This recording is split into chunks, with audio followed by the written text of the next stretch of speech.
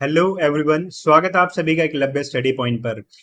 मेरा नाम है हिमांशु सिंह और आज की इस वीडियो में हम बात करेंगे सोशियोलॉजी की। सोशियोलॉजी जो है क्लास 12th की है, जो हमारी बुक 1 है उसके बारे में।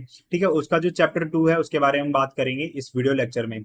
जो हमारा चैप्टर है उसका नाम है सामाजिक संस्थाएं, निरंतरता एवं परिवर्तन। हमने समाज में अलग अलग तरह की संस्थाओं के बारे में पढ़ा है, उसमें जो परिवर्तन आते हैं, ठीक है, संस्थाओं के बारे में पढ़ा है, उसमें किस किस तरीके से सांस्कृतिक परिवर्तन आते हैं, उसमें संरचनात्मक परिवर्तन आते हैं। ठीक है, तो उसमें हमने ये इन परिवर्तनों को समझा था। अब इसमें हम पढ़ेंगे कि कौन कौन से परिवर्तन आते हैं और किस तरीके से वो चली आ रही हैं।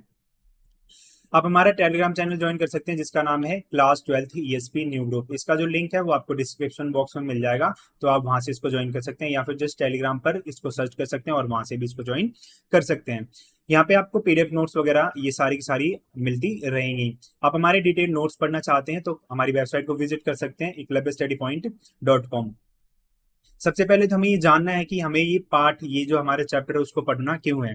ठीक है, ये क्यों इंपॉर्टेंट होता है। तो जो जाति व्यवस्था है यानी कि जो कास्ट सिस्टम है हमारी इंडियन सोसाइटी में, ठीक है, तो उसको समझना है तो उसके लिए हमें ये चैप्टर पढ़ना पड़ेगा।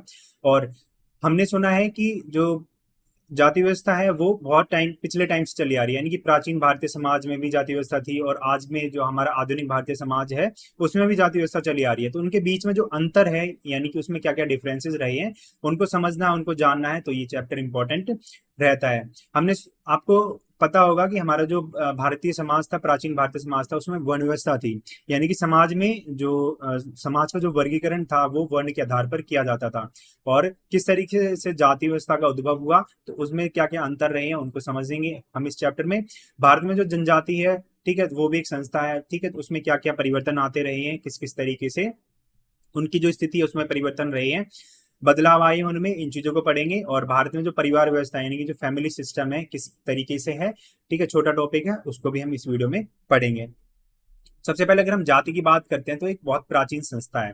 संस्था से क्या मतलब है, कोई एक ऐसा एलिमेंट है जो हमारी समाज को निर्धारित करता है, हमारे समाज का संचालन करता है।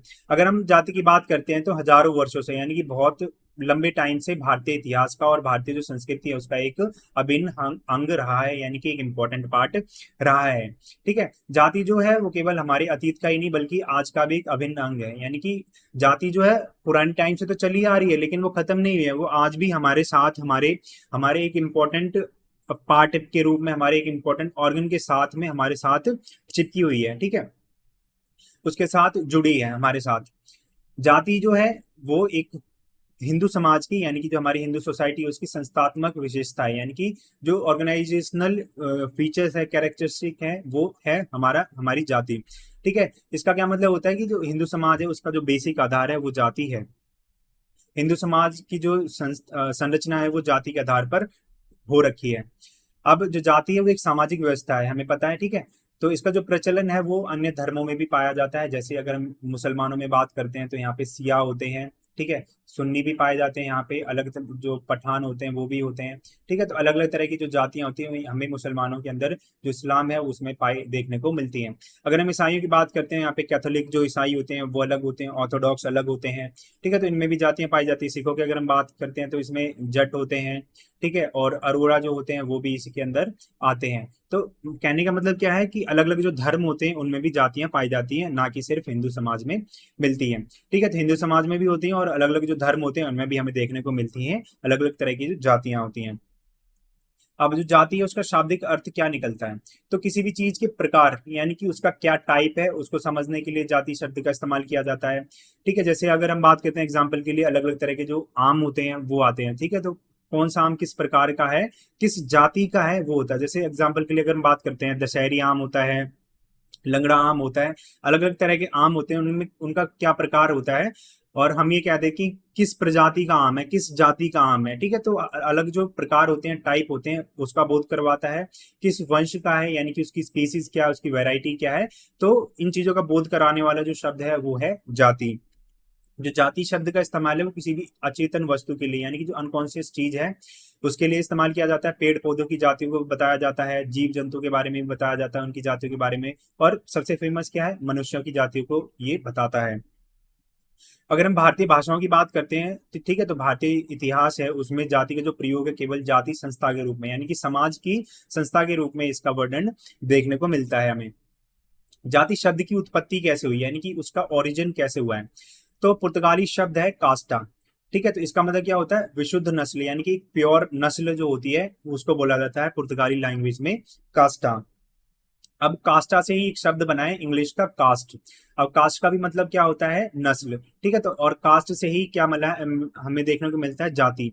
ठीक है, भारतीय समाज में इसको जाति बोला जाता है, और जो यूरोपीय समाज है, यूरोपियन सोसाइटी, उसमें ये जो व्यवस्था है उसको कास्ट बोला जाता है। ठीक है, इन चीजों को देखेंगे। अब जो भारत में जातिगत व्यवस्था है, यानी कि समाज का जो वर्गीकरण है, वो दो आधारों पर देखने को मिलता है। दो व्यवस्थाएं हैं जो समाज को वर्गीकृत करती हैं, और वो दोनों जो हैं अलग अलग टाइम पीरियड में चलती आई हैं, जिसमें सबसे पहले आती है वर्ण व्यवस्था और दूसरी है जाति व्यवस्था। दोनों में डिफरेंस है, हम उसको पढ़ेंगे। जो अगली जो स्लाइड है उसमें मैंने दोनों में डिफरेंस आपको बता रखा है। ठीक है, तो जो वो वर्ण व्यवस्था है उसमें क्या है, जो प्राचीन भारतीय समाज है उसको वर्ण के आधार पर विभाजित किया गया है, उसको वर्गीकृत किया गया है। जाति व्यवस्था की अगर हम बात करते हैं तो वर्ण व्यवस्था का बिगड़ा हुआ एक रूप है जिसको जाति व्यवस्था कहा जाता है। अब वर्ण व्यवस्था की अगर हम बात करते हैं तो ये 3000 साल पुरानी एक व्यवस्था है, यानी कि एक ऐसी प्रणाली है जो 3000 साल पुरानी है, बहुत लंबे टाइम से ये चली आ रही है। अब जो वर्ण व्यवस्था के अंदर क्या हो रखा है, समाज को ना चार अलग अलग वर्णों में बांट रखा है, जिसमें सबसे पहले कौन आते हैं, ब्राह्मण। ठीक है, जिसका काम होता है पढ़ना पढ़ाना, यज्ञ करवाना। ठीक है, ज्ञान की जो चीजें होती हैं सारी की सारी ब्राह्मण के द्वारा की जाती हैं। जो ताकतवर जो चीजें होती हैं वो सारी की सारी क्षत्रिय के द्वारा की जाती है। लोगों की रक्षा करने का काम होता है, राज्य को संभालने का काम होता है, राज्य के जितने काम होते हैं उनको संचालित करने का काम क्षत्रियों के द्वारा किया जाता है वर्ण व्यवस्था के अंदर। और व्यापार करने की जो जिम्मेदारी होती है, व्यापार जो किया जाता है वो वैश्यों के द्वारा किया जाता है। और जो खेती बाड़ी करने का काम होता है, अन्य वर्णों की सेवा करने का जो काम होता है वो वैश्यों के द्वारा किया जाता है। यानी कि जो वर्ण व्यवस्था होती है उसमें समाज को चार श्रेणियों में विभाजित किया जाता है, और इसी जो चार श्रेणियां होती हैं उन्हीं को वर्ण कहा जाता है। अब इसमें ब्राह्मण होते हैं, मैं आपको बता चुका हूँ, क्षत्र, वैश्य और शूद्र। अब समाज का एक बहुत बड़ा हिस्सा था उसको इस व्यवस्था से बाहर रखा गया था, जिसको बोला जाता है पांचवी श्रेणी, यानी कि पंचम श्रेणी है, उसको इस व्यवस्था से, इस जो मेन वर्ण व्यवस्था थी उससे बाहर रखा गया है। इसमें कौन कौन से लोग आते थे, इसमें आती थी बहिष्कृत जातियां, यानी कि कुछ ऐसी जातियां थी, कुछ ऐसे समूह थे जिसको समाज से निष्कासित कर दिया गया था, उसको समाज से बाहर कर दिया गया था। ठीक है, उसको बाहर करने का जो आधार था वो शुद्ध अशुद्ध इसके आधार पर किया जाता था, धार्मिक दृष्टि के आधार पर इनको समाज से बाहर कर दिया गया। दूसरे लोग थे विदेशी लोग जो भारत भ्रमण पर आते थे और भूले भटके भारत में आ जाते थे शरणार्थी बनकर, उनको पांचवी श्रेणी में रखा गया था। जितने भी दास थे, जो अन्य जो लोग थे अपनी हैसियत से ऊपर वाले लोगों की सेवा करते थे, उन लोगों को इसके अंदर रखा गया था। और युद्ध में जो पराजित हुए लोग थे, गुलामों की तरह थे, ठीक है, तो उनको भी इस श्रेणी में रखा गया है। मतलब क्या है कि जो मेन जो व्यवस्था है उसमें सिर्फ चार वर्णों को रखा गया है, उसको उसमें चार समूह को रखा गया है। बाकी के जो थे उनको पांचवी श्रेणी के अंदर डाल दिया गया था, जिसमें समाज के जो कमजोर वर्ग है वो आता है। अगर हम बात करते हैं भारतीय भाषा में जो जाति है, वो मैं आपको बता चुका हूँ, वो वर्णों के अंदर हमें देखने को मिलती है। ठीक है, तो अंग्रेजी शब्द है कास्ट, उसका भी आज इंडियन लैंग्वेज, इन जो इंडियन लोग हैं वो भी इसका यूज करने लगे हैं, उसका प्रयोग करने लगे हैं। वर्ण और जाति की सटीक व्याख्या क्या हो, ठीक है, यानी कि उसकी एक परफेक्ट डेफिनेशन, एक प्रिसाइज डेफिनेशन क्या हो, तो दोनों में छोटा सा अंतर यही है कि जो वर्ण है वो अखिल भारतीय सामूहिक वर्गीकरण है। यानी कि अखिल भारतीय सामूहिक वर्गीकरण का क्या मतलब होता है, पूरे भारत को, यानी कि पूरा भारत है उसको अलग अलग समूह में वर्गीकृत करने का काम करता है वर्ण। ठीक है, और जाति क्या है, क्षेत्रीय स्थानीय उपवर्गीकरण, यानी कि हमने समाज को वर्ण के आधार पर वर्गीकृत कर दिया। अब ब्राह्मण के अंदर में भी कुछ स्थानीय उपवर्गीकरण होता है, वो होती है जाति।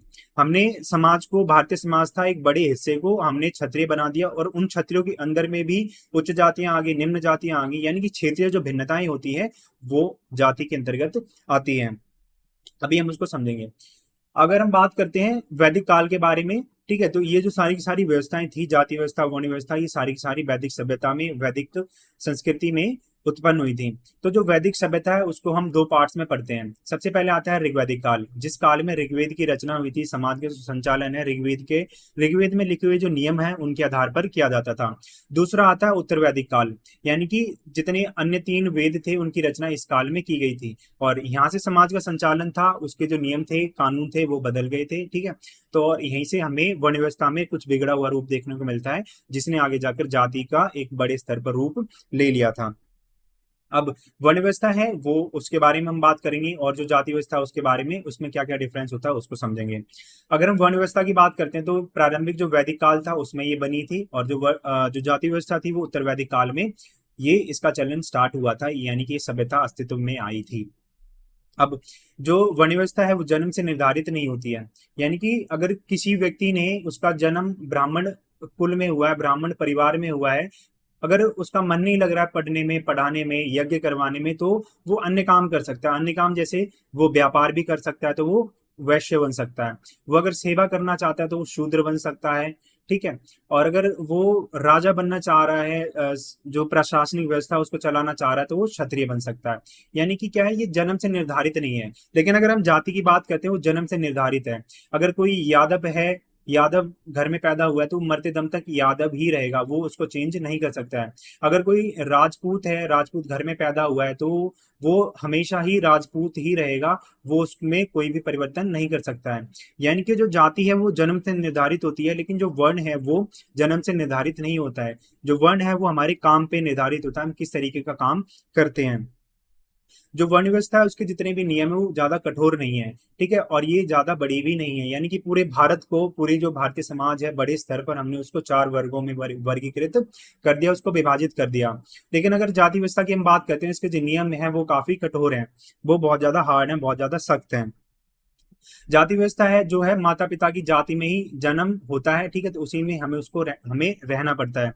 जो हमारा समाज है वो हमें पता है पितृसत्तात्मक है। पितृसत्तात्मक यानी कि पैट्रियार्कल सोसाइटी है, जहां पर पिता को ही ज्यादा महत्व दिया जाता है, माता की जाति को इंपॉर्टेंस नहीं दी जाती है। अगर पिता की जाति, अगर राजपूत जाति में अगर पिता है, ठीक है, तो हमें, हमारा जो जन्म है वो भी उसी की जाति में होगा, और हमें भी राजपूत रहना पड़ेगा।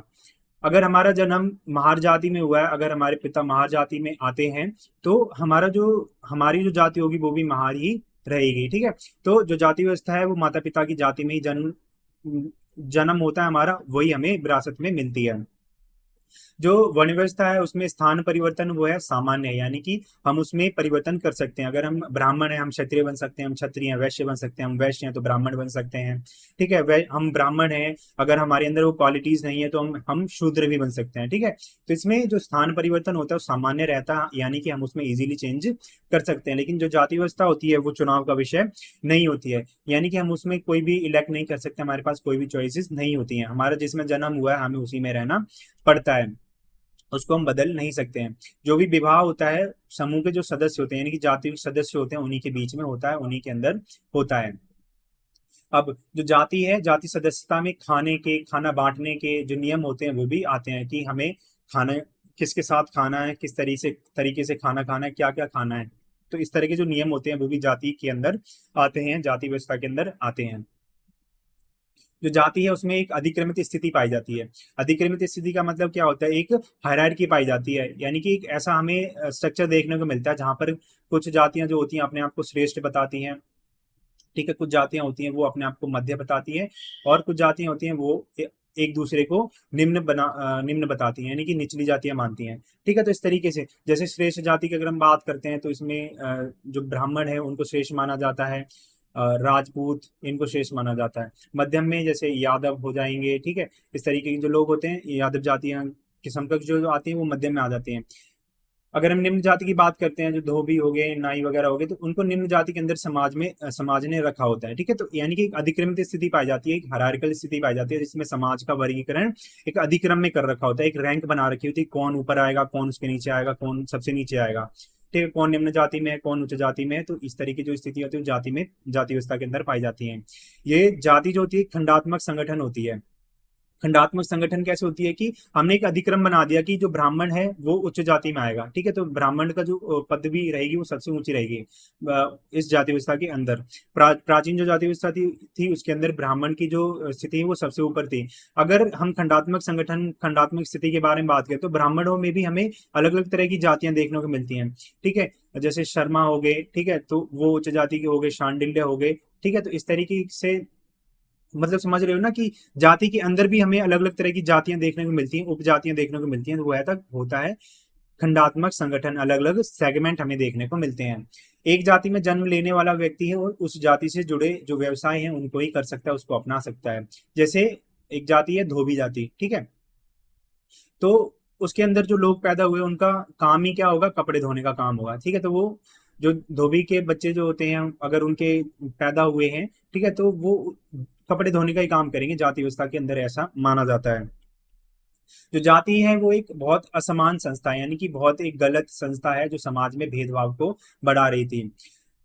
कुछ जातियों को तो इसका लाभ मिल रहा था, यानी कि जिन्होंने इस अधिक्रम में, इस व्यवस्था के अंदर अपने आप को उच्च रखा था, उच्च जातियों के अंदर रखा था, यानी कि अपने आप को महान बताया था, अपने आप को श्रेष्ठ बताया था, तो उनको तो इसका लाभ मिल रहा था, ठीक है, क्योंकि संसाधन जो थे सबसे ज्यादा इनके पास थे, इनके पास आर्थिक शक्ति थी, उनके पास सैन्य शक्ति थी। लेकिन जो अन्य जातियां थी, जो निचली जातियां थी, उनको अधीनता वाला यानी कि गुलामी वाला जीवन जीना पड़ रहा था। देख रहे हो ना किस तरीके से यहाँ पे हमें असमानता देखने को मिल रही है, कुछ को तो इसका लाभ मिल रहा है और कुछ को यहाँ पे गुलामी सहनी पड़ रही है। जाति जन्म द्वारा कठोरता से निर्धारित हो गई थी, यानी कि मैंने आपको बताया था हम उसको, उसमें परिवर्तन नहीं कर सकते, हम उसमें चेंज नहीं कर सकते हैं। जाति जो है चुनाव का विषय नहीं है, ठीक है। तो उसके बाद किसी व्यक्ति के लिए जीवन स्थिति बदलना असंभव हो जाता है, चाहे वो जो उच्च जाति के लोग होते हैं उच्च स्तर के लायक ही क्यों ना हो। यहाँ पे मैं आपको एग्जाम्पल के लिए एक चीज बताता हूँ, जैसे आपने पढ़ा होगा गुरुकुल व्यवस्था के बारे में, ठीक है। तो गुरुकुल जो व्यवस्था थी उसमें क्या होता था स्टार्टिंग में, कि जो गुरु था वो उस पूरे अपने आश्रम का, अपने अपने स्कूल का जो मुख्य था, वो किसको बनाता था, जो उस पूरे स्कूल में, उस पूरे गुरुकुल में जो सबसे होशियार बच्चा था, जो सबसे श्रेष्ठ बच्चा था, उसको उसका गुरु बनाता था पूरे गुरुकुल का, ठीक है। यानी कि जो श्रेष्ठ बच्चा है वो वहां पे मुख्य किरदार रहेगा, ठीक है, वही आगे चलकर गुरु बनेगा। लेकिन अगर हम बात करते हैं समय के साथ इसमें परिवर्तन आते गए और जो टीचर्स हैं यानी कि जो गुरु थे उनके अंदर लालच बढ़ता गया और उन्होंने अपने बेटे को ही ये जो जिम्मेदारी थी गुरुकुल का संचालन करने की वो सौंप दी थी, ठीक है। भले ही उसका बेटा जो है उसके लायक क्यों ना हो, लायक ही ना हो, लेकिन उसको ये जिम्मेदारी सौंप दी थी, ठीक है। तो यही कहा जाता है कि जो उच्च जाति के लोग उच्च स्तर के लायक हों या ना हो, उनके पास वो स्थिति थी, वो उस चीज को बदल नहीं सकते थे। ऐसा जो सेम है वो निचली जातियों के साथ भी होता है, ठीक है। अगर किसी के पास अच्छी योग्यता है वो अच्छे से पढ़ा सकता है, पढ़ सकता है, ठीक है, सब काम कर सकता है, लेकिन वो क्या है, वो उस व्यवस्था में फंस गया है और उस चीज को बदल नहीं सकता है। जाति व्यवस्था है वो तो दो सिद्धांतों पर काम करती है। सिद्धांत का मतलब क्या होता है, कुछ ऐसे नियम होते हैं जिन पर वो पूरा का पूरा उसका संचालन होता है। किस तरीके से वो सारी की सारी व्यवस्था बनी होती है वो होते हैं सिद्धांत। अब इसमें दो सिद्धांत हमें देखने को मिलते हैं, एक होता है सेपरेशन का प्रिंसिपल, दूसरा होता है हायरार्किकल। जिसमें सबसे पहले आता है भिन्नता और अलगाव, यानी कि जो समाज है उसको अलग अलग कर दिया जाता है जिससे कि अलग अलग जो वर्ग होते हैं वो आपस में मिल ना सकें। और जो दूसरा होता है संपूर्णता और अधिक्रम का, यानी कि एक हायरार्की बना दी जाती है, एक सिस्टम बना दिया जाता है जिसमें एक रैंक बना दी जाती है, जिसमें जो कोई जाति है उसको सबसे ऊपर रखा जाएगा, फिर एक निचली जाति आएगी, फिर उससे नीचे, फिर उससे नीचे, फिर उससे नीचे, और सबसे नीचे एक निचली जाति को रखा जाएगा। और ये जो अधिक्रम होता है वो कभी खत्म नहीं होता है। भारत में यही कहा जाता है कि जो कोई भी निचली जाति है ना, तो उससे भी नीचे एक जाति होती है जो लोग उनका शोषण करते हैं। अब बात करते हैं सबसे पहले प्रिंसिपल की, पहले सिद्धांत की, भिन्नता और अलगाव के बारे में। तो इस पूरी व्यवस्था में क्या माना जाता है कि हर जाति दूसरी जाति से अलग थी, ठीक है, और इसलिए वह अन्य जाति से कठोरता से पृथक होती है, यानी कि उससे अलग होती है। ये माना जाता है कि हर जाति में अलग अलग विशेषताएं पाई जाती हैं, ठीक है, और हर जाति जो होती है किसी न किसी से श्रेष्ठ होती है, किसी न किसी रूप में, ठीक है, तो इसलिए वो अलग होती है। जाति के नियमों को जाति के नियमों को जातियों को मिश्रित होने से बचाने के लिए बनाया गया था, यानी कि उसको नियम थे, जितने भी कानून थे, रूल्स थे, उनको किस लिए बनाया गया था कि अलग अलग जो जातियां वो मिक्स ना हो सके, मिश्रित ना हो सके। जैसे शादी होती है जाति के अंदर होती है, खाना पीना होता है अपनी जाति के लोगों के साथ में होता है, तो सामाजिक अंत्यक्रिया होती है जिसमें व्यवसाय वगैरह होते हैं वो जाति के अंदर ही किए जाते हैं, ठीक है। तो पहला जो प्रिंसिपल होता है भिन्नता और अलगाव, यानी कि जाति व्यवस्था है उसमें अलग अलग जातियों को पृथक कर दिया जाता है, उसको सेपरेट कर दिया जाता है। जो दूसरा प्रिंसिपल है वो है संपूर्णता और अधिक्रम, यानी कि एक हमें रैंकिंग दे दी जाती है कि पहले नंबर पे ये रहेगा, दूसरे नंबर पे ये है, तीसरे नंबर पे ये, चौथे नंबर पे ये है, पांचवें नंबर पे ये है, और ये जो अधिक्रम है वो कभी खत्म नहीं होता है। प्रत्येक जाति का समाज में एक विशिष्ट स्थान होने के साथ साथ एक क्रम श्रेणी में भी होती है, ठीक है। यानी कि एक श्रेणी होती है उसकी और एक विशिष्ट स्थान होता है, कोई उच्च जाति में आता है, कोई निम्न जाति में आता है। एक सीढ़ियों में व्यवस्था में प्रत्येक जाति का एक विशिष्ट स्थान होता है, यानी कि एक पूरी एक सिस्टम होती है सीढ़ी की तरह, ठीक है। उसमें एक अपना हर जाति का एक विशेष स्थान होता है, प्रत्येक जाति का व्यवस्था में अपना स्थान तय होता है और वो स्थान किसी भी जाति को नहीं दिया जा सकता। यानी कि अगर कोई उच्च जाति में है तो उससे वो स्थान लिया नहीं जा सकता और अन्य जातियों को उस जाति में उच्च जाति में शामिल नहीं किया जा सकता है। समाज में ये जो रैंक है यानी कि जो अधिक्रम है, अधिक्रमित जो व्यवस्था है वो किस तरीके से बनी है, उसका आधार क्या है। तो उसका जो आधार है वो है धार्मिक आधार पर इसका निर्माण हुआ है, यानी कि धर्म के आधार पर इस पूरी व्यवस्था को बनाया गया है। कौन सी जाति पहले नंबर पर रहेगी, कौन सी दूसरे नंबर पर रहेगी और कौन सी जाति सबसे नीचे रहेगी, ठीक है। तो उसका जो आधार है वो धर्म है। और धर्म में भी क्या माना जाता है कि कौन सी जाति शुद्ध है और कौन सी जाति अशुद्ध है, यानी कि कौन पवित्र है और कौन अपवित्र है, यानी कौन प्योर है कौन अनप्योर है, इम्प्योर है। तो इन चीजों को धर्म के आधार पर देखा जाता था। और समाज में जिनको शुद्ध माना जाता था, जिनको पवित्र माना जाता था, उनको उच्च जाति के अंदर रखा जाता था।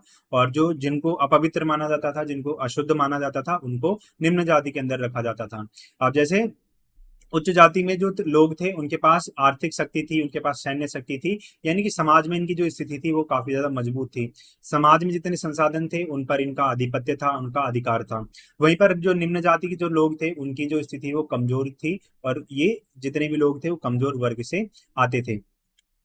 अब जो उपनिवेशवाद भारत में आया था, यानी कि भारत में जब अंग्रेज आए थे तो उन्होंने जाति को किस तरीके से प्रभावित किया था, उसमें क्या क्या परिवर्तन आए थे, किस तरीके से उन्होंने जाति को समझा था और भारत में फूट डालने का काम किया था। अगर हम जाति के वर्तमान स्वरूप को समझते हैं, ठीक है, जाति के वर्तमान स्वरूप को औपनिवेशिक काल और स्वतंत्र भारत में जो तीव्र गति से परिवर्तन आए थे उन्होंने आकार प्रदान किया था। यानी कि औपनिवेशिक काल में जब अंग्रेज रहे थे तो उन्होंने नीतियों का निर्धारण जाति के आधार पर किया था। स्वतंत्र भारत में भी जो अलग अलग तरह के जो परिवर्तन आए थे उन्होंने जाति व्यवस्था को काफी ज्यादा प्रभावित किया है, उसके उसको शेप दिया है, उसका आकार प्रदान किया है। आप जिसे आज जिसे हम जाति के रूप में जानते हैं वह प्राचीन भारतीय परंपरा की अपेक्षा उपनिवेशवाद की अधिक देन है। यानी कि जितने परिवर्तन, जितने कठोर नियम हम आज के टाइम पे देखते हैं ना जाति के अंदर, वो हमें उपनिवेशवाद में देखने को मिलते हैं। कि जब भारत में अंग्रेज आए थे उन्होंने इन नियमों को ज्यादा से ज्यादा बनाया था, ना कि हमारा जो प्राचीन समाज था उन्होंने। जो ब्रिटिश प्रशासक थे उन्होंने ब्रिटिश प्रशासकों ने देश पर कुशलतापूर्वक शासन करना सीखने के उद्देश्य से जाति व्यवस्था की जो जटिलता थी उनको समझने का प्रयास करना शुरू कर दिया था। यानी कि जो थे अंग्रेज जो थे वो भारत पर शासन करना चाहते थे बहुत अच्छी तरीके से, ठीक है। अब शासन इनको करना है तो सबसे पहले यहाँ के जो लोग हैं, इन यहाँ का जो भारत का जो समाज है उसको समझना पड़ेगा। उस समाज में भी हमें जाति व्यवस्था है उसको समझना पड़ेगा, उसकी जो जटिलताएं हैं उनको समझना पड़ेगा, जाति व्यवस्था में कौन कौन से नियम है तो उनको समझना पड़ेगा, तभी जाकर हम अच्छे से शासन कर सकते हैं। और ये अंग्रेजों को समझ आ चुका था। अब क्या था, ब्रिटिश जो थे, अंग्रेज थे, उनको अच्छे से शासन करना था। अब अच्छे से शासन करना है तो भारतीय जो समाज है उसमें जो सामाजिक संरचनाएं थी उनको समझना जरूरी है। अगर जो अंग्रेज हैं वो सामाजिक संरचनाओं को नहीं समझेंगे, जो उनकी जो भारतीय समाज की विशेषताएं उनको नहीं समझेंगे तो वो भारत पर शासन किस तरीके से कर सकते हैं, ठीक है। तो उन्होंने इसको समझना स्टार्ट किया। तो इन लोगों ने भारत में जनगणना की शुरुआत की, यानी कि लोगों की जो जनगणना थी उनको उनको गिनना शुरू कर दिया कि कौन सी जाति में कितने लोग हैं, उनका मत क्या है, ठीक है। तो इसकी शुरुआत अंग्रेजों के द्वारा की गई थी। जो जनगणना थी उसका पहला प्रयास 1860 के दशक में हुआ था और जो पहली जनगणना थी वो 1872 में हुई थी। और उसके बाद जो नियमित जनगणना थी वो 1881 से हर 10 वर्ष बाद होने लगी थी। यानी कि हर 10 वर्ष के बाद में जो जनगणना थी वो आती थी। 1881 में हुई, फिर 1891 में भी हुई, उसके बाद 1901, 1911, इस तरीके से, यानी कि हर 10 साल बाद ये चली आ रही थी पूरी की पूरी व्यवस्था। और आज के टाइम पे भी मैंने आपको बताया था जब हमने, हाँ, जो हमारी बुक 1 थी उसका चैप्टर 1 पढ़ा था, भारत में जो जनसांख्यिकी परिवर्तन आए थे, ठीक है। तो उसमें जो हमने पढ़ा था उसमें भी हमने ये जाना था कि भारत में जो जनगणना का जो पहला काम था वो अंग्रेजों के द्वारा शुरू किया गया था। पहली जनगणना 1872 में हुई थी और हर 10 वर्ष बाद में जनगणना होती थी नियमित रूप से। जब भारत आजाद हो गया था तो उन्होंने जो भारत आजाद होने के बाद में भी इस जो 10 वर्षीय जो प्रणाली थी जनगणना की, उसको आगे कंटिन्यू रखा था। अब जो जाति है उसका सामाजिक अधिक्रम एक रहता है, उसको समझते हैं।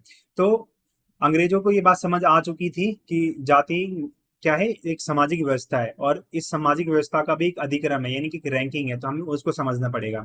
अब इस अधिक्रम को समझने के लिए क्या किया गया, जो अलग अलग जातियां थी उनके बारे में जानकारी को इकट्ठा किया गया, उनका प्रयास किया गया था। ठीक है, जाति से संबंधित जो आंकड़े थे, जानकारी थी, उसको इकट्ठा करने का प्रयास किया गया था। उसको कोशिश की थी कि हम जाति से संबंधित जितने भी आंकड़े हैं उनको समझ सकें। तो जो सबसे इंपॉर्टेंट क्या होता है इसमें, ये रहता है कि जाति से संबंधित जो आंकड़े थे वो पहली बार कब इकट्ठे किए गए थे, 1901 में, हार्वर्ड रिजले के निर्देशन में। ठीक है, तो जो सेंसस हुआ था, जो जनगणना हुई थी हार्वर्ड रिजले के निर्देशन में 1901 में, तो वो इंपॉर्टेंट रहता है, क्योंकि यहीं से जो अलग अलग तरह की जो जातियों की स्थिति थी वो सरकार के द्वारा, जो ब्रिटिश सरकार थी उसने जारी की थी, और ये बताया था कि कौन सी जाति निम्न जाति में आएगी, किन जातियों का शोषण हो रहा है। ठीक है, तो उसकी जो जानकारी है वो अंग्रेजों ने इस सेंसस के थ्रू दी थी। 1901 की जो जनगणना थी उसके बाद में इसको पब्लिश किया था। किस क्षेत्र में किस जाति को अन्य जातियों की तुलना में सामाजिक दृष्टि से कितना ऊंचा या नीचा स्थान प्राप्त है, ये इस सेंसस में, इस जनगणना में हमें प्राप्त हुआ था। अब ये जो इन्होंने श्रेणी क्रम निकाला था, इसमें प्रत्येक जाति की स्थिति उसको निर्धारित कर दिया गया था, यानी कि ये एक ऑफिशियल स्थिति बना दी थी जो सरकार ने निर्धारित की थी। अब जातियों के जो अलग अलग प्रतिनिधि थे उन्होंने सामाजिक अधिक्रम में अपनी जाति को ऊंचा स्थान रखने की बात की थी।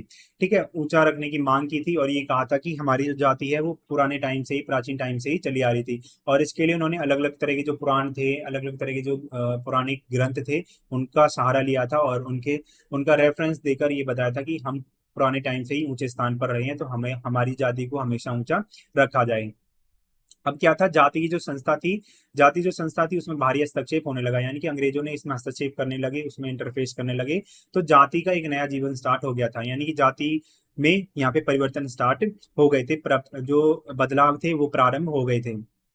अब इसी के संदर्भ में 1935 का भारत सरकार अधिनियम आता है। ठीक है, जो अंग्रेजों के द्वारा लाया गया था, जिसने राज्य यानी कि सरकार द्वारा विशेष व्यवहार के लिए जातियों और जनजातियों की सूची यानी सूचियों को वैधता प्रदान की थी।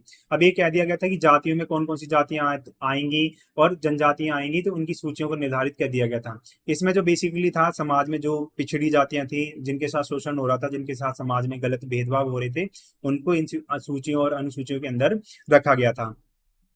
अब जाति का समकालीन रूप, यानी कि आज के टाइम पे जो जाति है वो किस तरीके से है, उसका स्वरूप क्या है, उसको समझते हैं एक बार। तो जो राष्ट्रवादी आंदोलन थे, उन्होंने उसमें समर्थन जुटाने के लिए, यानी कि लोगों को अपने साथ इकट्ठा करने के लिए जातीय भावनाओं एवं आधारों ने अपनी भूमिका अदा की थी। यानी कि जो जब राष्ट्रवादी आंदोलन चल रहे थे उसमें जातीय भावना लोगों के अंदर आ रही थी। ठीक है, तो जाति भावना और जो उनके आधार थे, किस जाति का क्या आधार है, उनके क्या कर्तव्य हैं, तो उसके आधार पर उसकी भूमिका को लेकर जो समर्थन था उसको जुटाने की कोशिश की गई थी।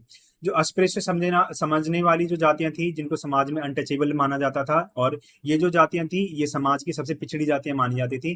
ठीक है, और इनकी जो संख्या थी सबसे ज्यादा थी। तो अस्पृश्य समझे जाने वाली जातियों को संगठित करने के प्रयत्न 19वीं शताब्दी के उत्तरार्ध में शुरू हो चुके थे।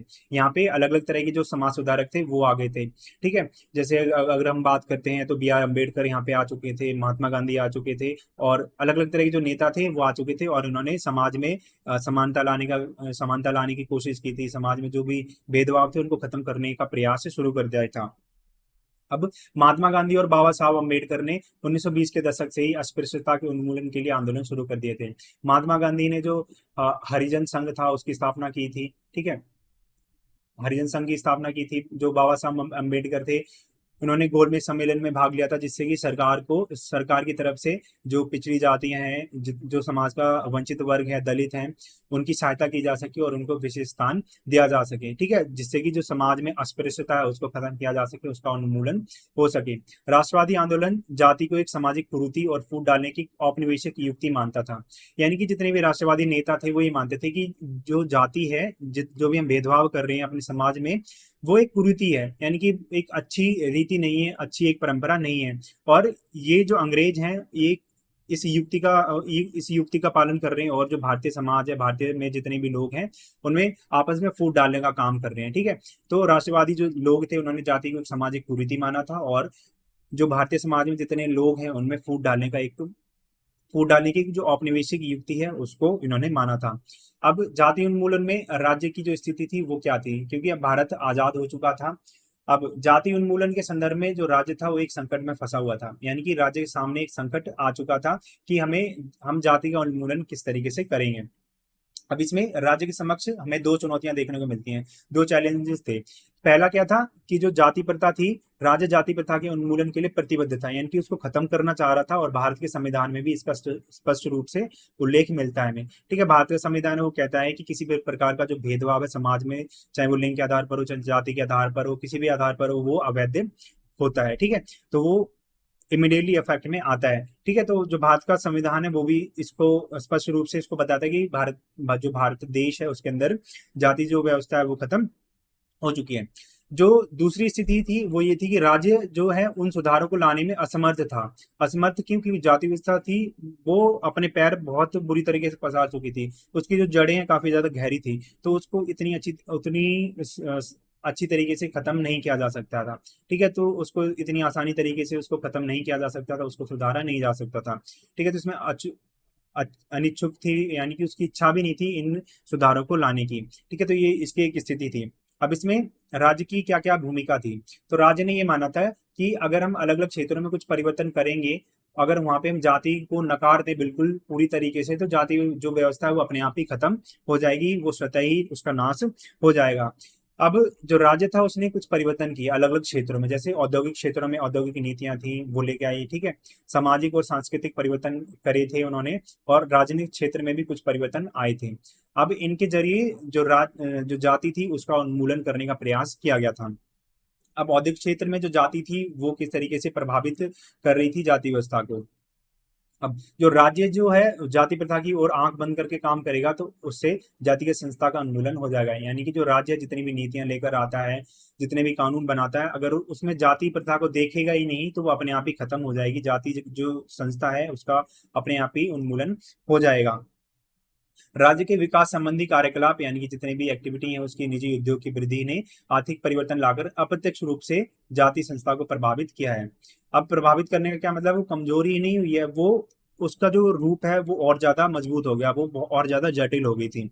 अब उसको कैसे हुआ था वो उसको समझते हैं एक बार। तो नगरीकरण और शहरों में सामूहिक रहन सहन की स्थितियों ने जातिगत भेदभाव था उसको कम करने का काम कर दिया, यानी कि जाति जो व्यवस्था थी वो धीरे धीरे कम होने लगी थी, लेकिन उतनी नहीं हुई थी जितनी सरकार ने अपेक्षा की थी। और यहाँ पे मेन काम क्या था? नगरीकरण होने लगा था, लोग शहरों में जाने लगे थे, जो गांव के विचार थे उनको छोड़ने लगे थे, साथ में रह रहे थे, सामूहिक रहन सहन हो रहा था, उनकी जो संस्कृति थी वो आपस में मिलने लगी थी, एक दूसरे से बातचीत करते थे। ठीक है, अपने आप विचारों का आदान प्रदान कर रहे थे, आधुनिक विचार थे उनको फॉलो कर रहे थे। ठीक है, तो इससे जाति के तो जो भेदभाव थे वो कम होने लगे थे। औद्योगिक नौकरियों में जो भर्ती थी जाति के आधार पर होने लगी थी। ठीक है, हमें अब देखो किस तरीके से औद्योगिक परिवर्तन है उसने जाति व्यवस्था को कम किया, और जो दूसरा आधार है, ठीक है, तो उसमें जाति जो थी उसको मजबूत करने का काम किया, जाति के आधार पर भर्तियां होने लगी थी औद्योगिक जो कंपनियां थी उनके अंदर। तो जैसे मुंबई की जो कपड़ा मिल हो या कोलकाता की जूट मिल हो, वहां पे जातिगत आधार पर जितनी नौकरियां थी उनके अंदर भर्ती की जाती थी। जो बिचौलिया थे वो अपनी जाति के लोगों को ही कारखानों में मजदूर बनाता था, जिससे कि किसी विभाग में कारखाने में एक खास जाति का वर्चस्व रहे। ठीक है, और जो अछूत थे उनके साथ भेदभाव बरता जा सके, यानी कि अभी भी समाज में जो है ना एक ये मान्यता मानी जाती थी कि जो अछूत हैं उनको छू लेने से हम अछूत बन जाएंगे। ठीक है, तो आगे करने का जो प्रक्रिया होती है हमें अपना शुद्धिकरण करना पड़ेगा। तो इस तरह के जो विचार थे वो समाज में आज भी कहीं ना कहीं हमें देखने को मिलते हैं। ठीक है, और पहले भी रहे हैं। तो इन चीजों को हम बेसिकली खत्म नहीं कर सकते जब तक हमारी जो सोच है, हमारी जो थिंकिंग है वो परिवर्तित ना हो। अब जाति जो है उसमें सामाजिक और सांस्कृतिक जो उसमें जो भूमिका होती है वो क्या रहती है? तो जाति जो है सांस्कृतिक और घरेलू क्षेत्रों में ही सबसे सुदृढ़ सिद्ध हुई है, यानी कि जाति है उसका जो मजबूती मिली है उसको सांस्कृतिक और घरेलू क्षेत्रों में ही उसको मिली है। अब जाति के भीतर जो विवाह करने की परंपरा है उसने जो है परंपरा है वो आधुनिकरण और परिवर्तन से बड़े तौर पर अप्रभावित रही है, यानी कि आज जो समाज था वो आधुनिक बनता जा रहा था। ठीक है, उसमें परिवर्तन आ रहे थे, तो उससे भी फर्क नहीं पड़ा था जाति के भीतर विवाह करने को। आज भी अधिकांश जो विवाह हैं जाति की परिसीमाओं के यानी कि जाति के अंदर ही होते हैं, उसके भीतर किए जाते हैं। राजनीतिक क्षेत्र में किस तरीके से परिवर्तन आए हैं? तो लोकतांत्रिक राजनीति गहनता से जाति आधारित है। ठीक है, यानी कि जो जाति, जो पूरी की पूरी जो भारतीय राजनीति है वो जाति पर आधारित है, जाति के आधार पर लोगों से वोट मांगा जाता है, और जो जनता है वो कहीं ना कहीं जाति के आधार पर वोट देती है। जाति चुनावी राजनीति का केंद्र बिंदु बनी हुई है, कि जो चुनावी राजनीति होती है, जो अलग अलग तरह की जो पार्टियां होती है अपना जो घोषणा पत्र है उसको जारी करती हैं, तो उसमें जाति का विशेष ध्यान रखती हैं। ठीक है, तो केंद्र बिंदु है वो जाति रही है।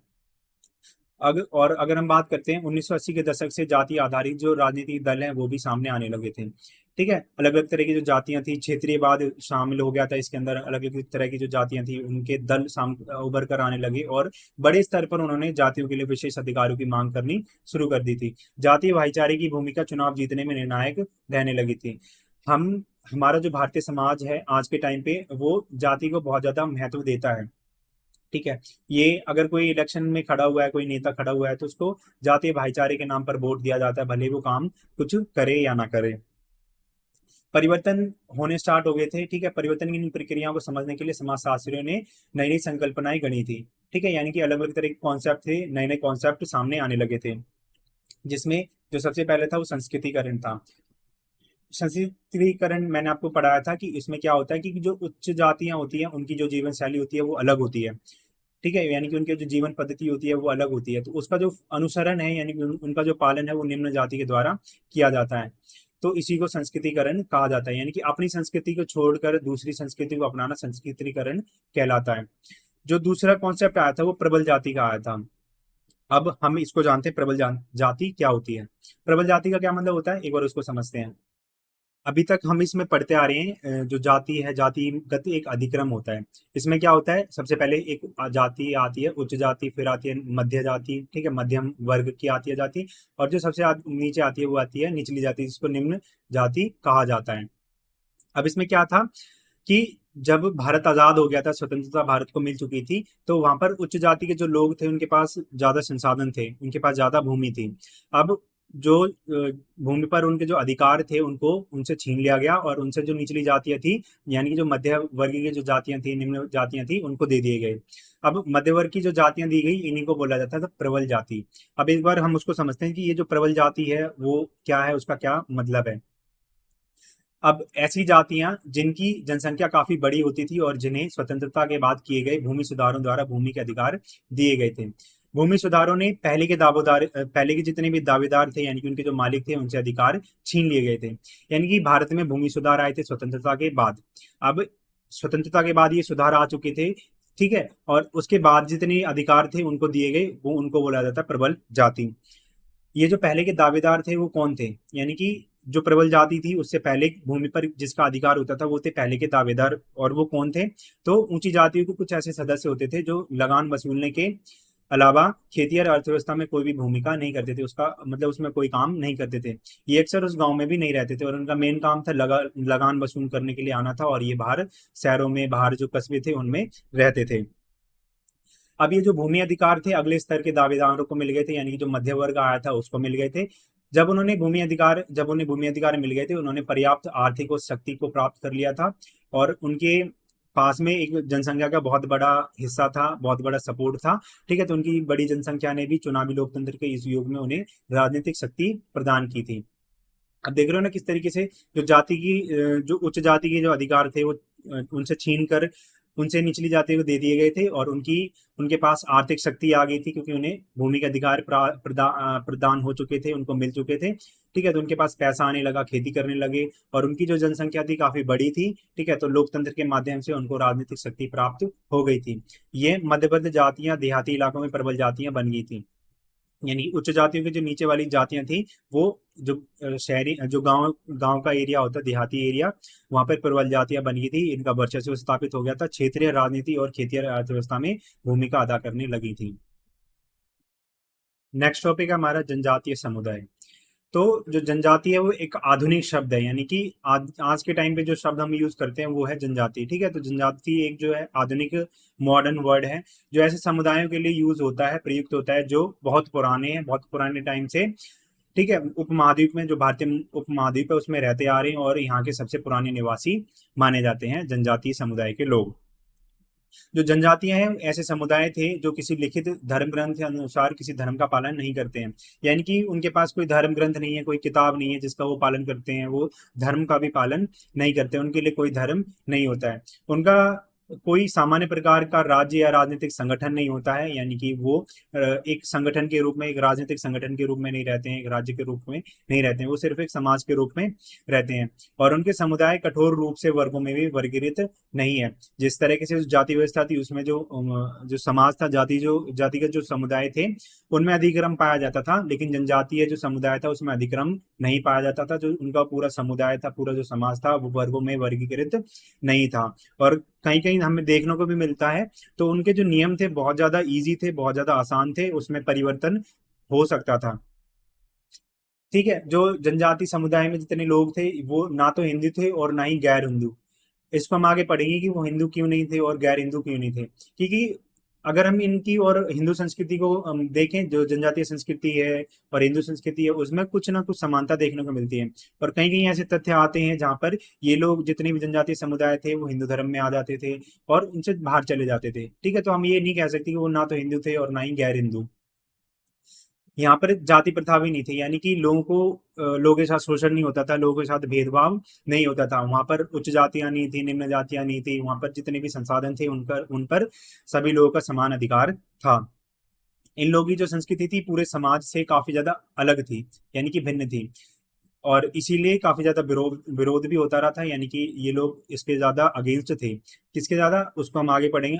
आगे जो रीजंस हम पढ़ेंगे ना कि किस तरीके से भारत में आजादी के बाद में विकास को किया गया, विकास लाया जा रहा था, डेवलपमेंट किया जा रहा था, और जो जनजातीय समुदाय थे उनका जो मूल स्थान था जंगल थे उनको तहस नहस किया जा रहा था, वहां से उनके अधिकार छीने जा रहे थे और उनकी तरफ से भिन्न काफी ज्यादा भारी विरोध किया जा रहा था। ठीक है, तो इसी वजह से क्या हुआ, परिणाम स्वरूप झारखंड और छत्तीसगढ़ राज्यों का गठन हुआ था। ठीक है, तो हमें पता है जो झारखंड और छत्तीसगढ़ है वो सबसे ज्यादा जो संसाधन युक्त राज्य है वो है। अभी मैं आपसे एक क्वेश्चन पूछता हूँ, आप उसको कमेंट बॉक्स में मेरे को बताना। झारखंड और जो छत्तीसगढ़ थे उनको 2001 में बनाया गया था। अब छत्तीसगढ़ को कौन से स्टेट से बनाया गया था अलग करके, झारखंड को किस स्टेट से अलग किया गया था, आपको ये कमेंट में बताना है। ठीक है, अब जो जनजातीय समाज था उसका हम वर्गीकरण पाते हैं। जो उसका वर्गीकरण है दो विशेषताओं के आधार पर किया जाता है। पहले तो है स्थायी विशेषक, यानी कि कुछ परमानेंट क्वालिटीज, और दूसरी है अर्जित विशेषक, यानी किस तरीके से उस चीज का अर्जन किया है जनजातीय समाज में। अब सबसे पहले हम बात करते हैं स्थायी विशेषक के बारे में। तो भारत की जो जनजाति जनसंख्या व्यापक रूप से बिखरी हुई है, यानी कि एक जगह पे नहीं रहती है, वो अलग अलग जगह पर रह रही है, लेकिन कुछ क्षेत्रों में इनकी आबादी काफी घनी पाई जाती है। जैसे पूर्वोत्तर के जो राज्य होते हैं वहां पर जो जनजातीय जनसंख्या काफी ज्यादा रहती है। भारतीय जनसंख्या का लगभग 85%, जो जनजातीय जनसंख्या है उसका लगभग 85% जो भाग है वो मध्य भारत में रहता है। जैसे मध्य प्रदेश वाला एरिया हो गया, छत्तीसगढ़, झारखंड, ये जो मध्य भारत का जो हिस्सा है वहां पर 85% जनजातीय जनसंख्या रहती है। जो पश्चिम में गुजरात, राजस्थान से लेकर पूर्व में पश्चिम बंगाल और उड़ीसा तक फैला हुआ है, जिसमें मध्य प्रदेश, झारखंड, छत्तीसगढ़ और महाराष्ट्र, आंध्र प्रदेश के कुछ भाग भी शामिल हैं। अब जो जनजातीय जनसंख्या है उसके शेष 15% में से 11% जो है अधिकतर पूर्वोत्तर राज्यों में, और बाकी के 3% है थोड़े से अधिक शेष भारत में रहते हैं, यानी कि इनका जो बिखराव है वो पूरा फैल रखा है। जो सबसे ज्यादा मेन जो पॉपुलेशन है वो मध्य भारत में रहती है, फिर उसके बाद जो 15% है उसमें से भी कुछ जो ज्यादातर हिस्सा है वो पूर्वोत्तर राज्यों में है, और बाकी के हैं वो हर स्टेट में कुछ ना कुछ थोड़े थोड़े पाए जाते हैं। पूर्वोत्तर राज्यों में इनकी जो आबादी है सबसे घनी पाई जाती है, यानी कि पूर्वोत्तर राज्य ही ऐसे हैं जहाँ पर जनजातीय जो जनसंख्या है वो इकट्ठी रहती है, जिसमें अरुणाचल प्रदेश, मेघालय, मिजोरम, नागालैंड। ठीक है, तो ये जो राज्य हैं इनके अंदर जनजातीय जनसंख्या एक साथ इकट्ठे रूप में रहती है। अगर हम भाषा की दृष्टि से देखते हैं तो इनको 4 श्रेणियों में विभाजित किया जा सकता है, उसको वर्गीकृत किया जा सकता है। सबसे पहले आती है भारतीय आर्य परिवार, दूसरे होते हैं द्रविड़ परिवार, तीसरी है ऑस्ट्रिक परिवार, चौथी है तिब्बती वर्मी परिवार। ठीक है, जो भारतीय आर्य परिवार है, जो संस्कृत प्राचीन जो भाषाएं हैं भारत की उनको बोलते हैं द्रविड़ परिवार। जो साउथ की तमिल, तेलुगु ये भाषाएं उनको बोलते हैं। ठीक है, ऑस्ट्रिक परिवार हो गया, तिब्बती बर्मा परिवार हो गया। ठीक है, तो ये भाषा की दृष्टि से जनजातियों को हम बांट सकते हैं। जनसंख्या के आकार की दृष्टि से जनजातियों में बहुत अधिक अंतर पाया जाता है। सबसे बड़ी जनजाति की जनसंख्या लगभग 70 लाख है। बाकी सबसे छोटी जनजाति व्यक्ति जो अंडमान द्वीपों में रहती है, जितने भी जो अंडमान द्वीप समूह हो गया, लक्षद्वीप समूह, उनमें रहती है, शायद 100 व्यक्तियों से भी उनकी कम है। यानी कि उनमें देख रहे हो ना कितना अंतर पाया जा रहा है, एक कहीं पे 70 लाख है, ठीक है, उससे भी कम है, और कुछ ऐसे समूह है उनकी आबादी 100 व्यक्तियों से भी कम है।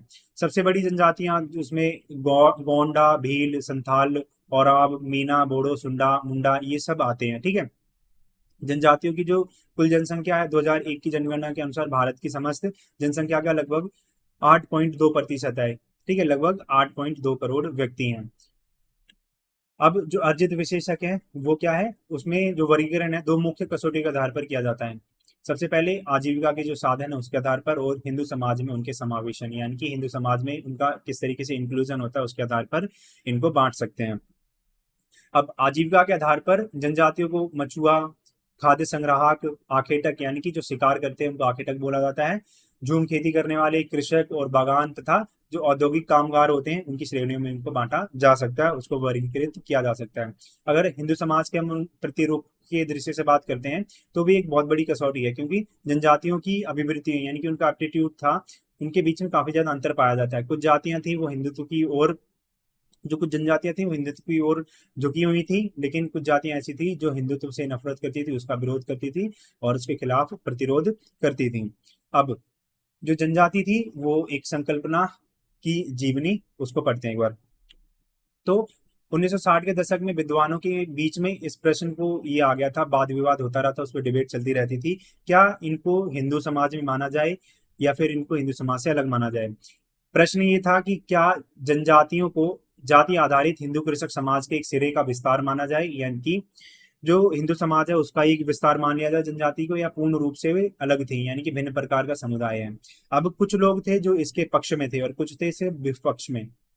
अब जो पक्ष में थे उनका क्या तर्क था कि जो जनजातियां जाति आधारित कृषक समाज से मौलिक रूप से अलग नहीं है, यानी कि एक जैसी हैं, और संसाधनों का स्वामित्व समुदाय आधारित अधिक और व्यक्ति आधारित कम है, यानी कि समुदाय को काफी ज्यादा महत्व दिया जाता है और व्यक्ति को कम महत्व दिया जाता है, ठीक है, ये कहा जाता है। उसके जो पक्ष में थे उनके तर्क है ये। और जो विरोधी पक्ष था उनका क्या कहना था, वो ये कहते हैं कि जो जनजातियां हैं वो जातियों से पूरी तरह भिन्न है, क्योंकि उनमें जो धार्मिक जो कर्मकांड होते हैं उनकी दृष्टि से शुद्धता यानी कि पवित्रता और अपवित्रता का भाव नहीं है, जो कि जाति व्यवस्था में हमें देखने को मिलता है। और जाति व्यवस्था का जो मेन केंद्र बिंदु है वही है शुद्धता और अशुद्धता। लोगों को शुद्ध और अशुद्ध के रूप में देखा जाता है, जो शुद्ध है उनको उच्च जाति माना जाता है, अशुद्ध है उनको निम्न जाति माना जाता है।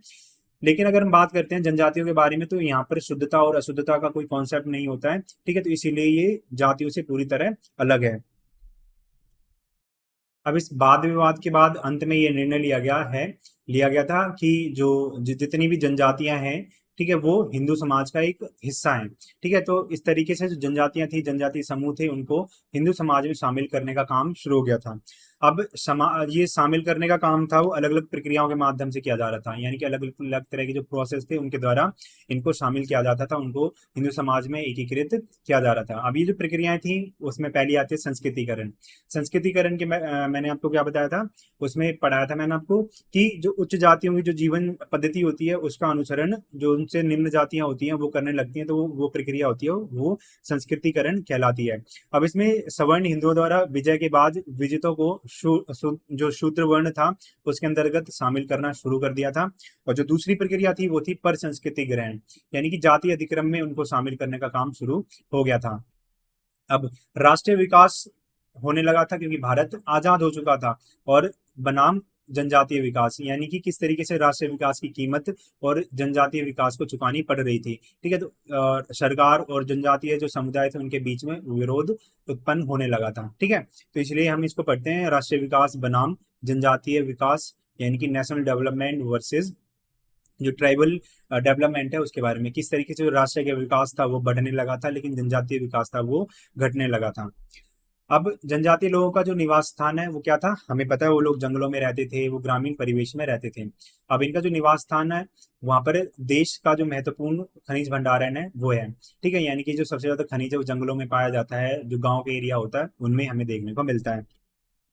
विकास के नाम पर बड़े बड़े बांध बनाए गए थे, यानी कि जंगलों को काटा गया था, कारखाने स्थापित किए गए थे, अलग अलग तरह की जो खाने निकलती हैं उनकी खुदाई की जा रही थी, वहां से कोयला निकाला जा रहा था, सोना चांदी, अलग अलग तरह के जो लोहेस्ट होते हैं उनकी खुदाई की जाने लगी थी। ठीक है, तो इससे क्या हुआ था, उनको वहां से विस्थापित किया गया था, जंगलों से उनको निकाला जा रहा था, जंगलों पर उनके जो अधिकार थे उनको पूर्णतः खत्म किया जा रहा था।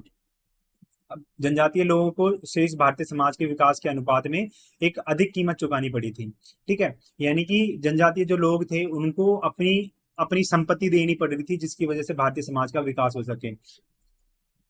जनजातियों की हानि की कीमत पर मुख्य धारा के जो लोग थे वो लाभान्वित, यानी कि उनको बेनिफिट मिल रहा था, लाभान्वित हो रहे थे। मुख्य धारा के लोग कौन से होते हैं, जो उच्च वर्ग के होते हैं, जिनके पास आर्थिक शक्ति होती है। ठीक है, जिनके पास राजनीतिक शक्ति होती है और समाज में कुछ उच्च पदवी इनके पास होती है, वो होते हैं मुख्य धारा के लोग।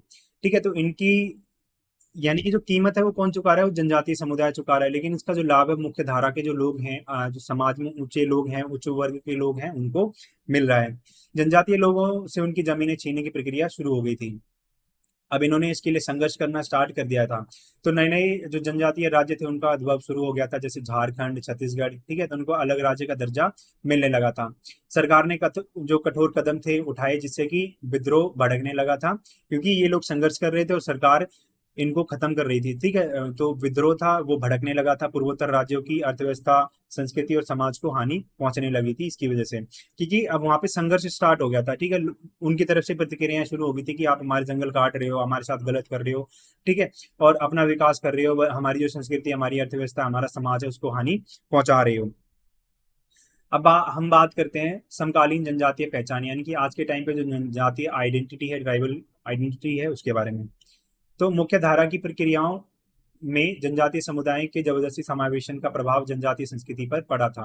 यानी कि जबरदस्ती जब हम उनको शामिल कर रहे थे अपने समाज में, अपनी जाति के अंदर, तो उस पर एक नकारात्मक प्रभाव उनकी संस्कृति पर पड़ा था। जनजातीय जो पहचान थी वो धीरे धीरे खत्म हो जा रही थी। ठीक है, क्योंकि उनकी जो पूरी की पूरी संस्कृति है वो अलग है। हम पढ़ेंगे जो कम्युनिटी, जो सामुदायिक पहचान होती है वो क्या होती है अगले चैप्टर में, अगले चैप्टर जो आने वाले हैं उनके अंदर। ठीक है, तो वो क्या होती है, उसका क्या महत्व होता है, वो धीरे धीरे खत्म हो रही थी। और जब ये चीजें, जब जो हमारी जो सामुदायिक पहचान है वो खतरे में पड़ती है, तो समाज में जितने भी लोग हैं वो एकजुट हो जाते हैं और अपनी पहचान को बचाने के लिए सरकार से, अलग अलग समुदाय होते हैं उनसे लड़ने लगते हैं। तो जनजाति जो पहचान है वो धीरे धीरे खत्म होती जा रही थी। ठीक है, क्योंकि मुख्य धारा के साथ अंतः क्रिया, यानी कि जब ये लोग जंगलों से निकाल दिए गए थे, तो ये लोग जो भारत है, शेष भारत है, उसमें आने लगे, अलग अलग हिस्सों में बसने लगे, तो उनके साथ अंतः क्रिया होने लगी। उसका जो परिणाम है जनजातीय समुदायों के लिए अच्छे साबित नहीं हुए थे। यानी कि जो मुख्य धारा की संस्कृति है, जनजातीय समुदाय की जो संस्कृति है, वो आपस में मिलने लगी थी।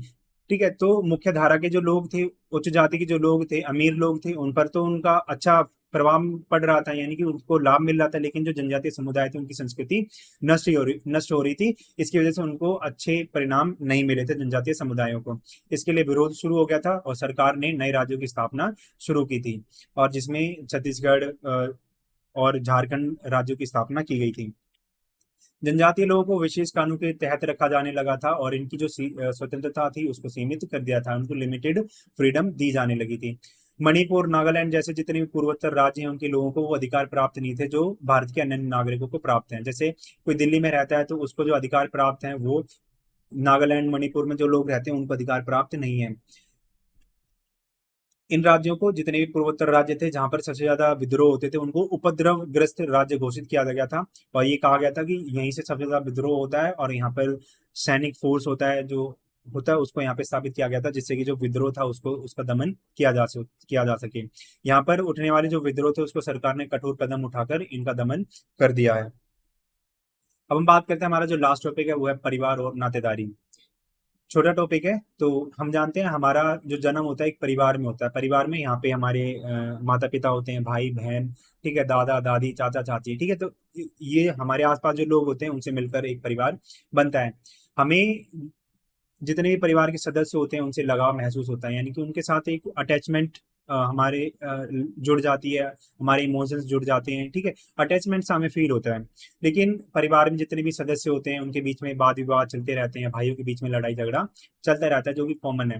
क्योंकि जब हम आपस में रहते हैं तो हमारे जो विचार होते हैं, हमारी जो विचारधाराएं होती है, वो एक दूसरे के साथ नहीं मिलती हैं, जिसकी वजह से लड़ाइयाँ कॉमन होती हैं घरों में, परिवारों में। ठीक है, जो नातेदारी होती है उसके प्रकार दो प्रकार की होती हैं। पहली होती है विवाह मूलक नातेदारी, यानी कि विवाह की वजह से जो नातेदारियां बनती हैं, जैसे देवर भाभी का रिश्ता हो गया, साला साली का रिश्ता हो गया, सासुर का रिश्ता हो गया। ठीक है, तो ये जो इनकी जो उत्पत्ति होती है वो विवाह की वजह से होती है। विवाह की वजह से ये नई जो नातेदारी होती है वो बनती है।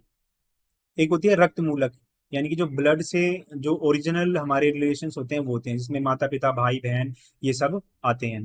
अब हम बात करते हैं परिवारों के बारे में। तो सबसे पहले आता है संयुक्त परिवार। संयुक्त परिवार क्या होता है? तो अधिकतर परिवारों में एक से अधिक पीढ़ी के जब लोग एक साथ रहते हैं, ठीक है, तो वो ऐसा परिवार संयुक्त परिवार कहलाता है, यानी कि जॉइंट फैमिली कहलाता है।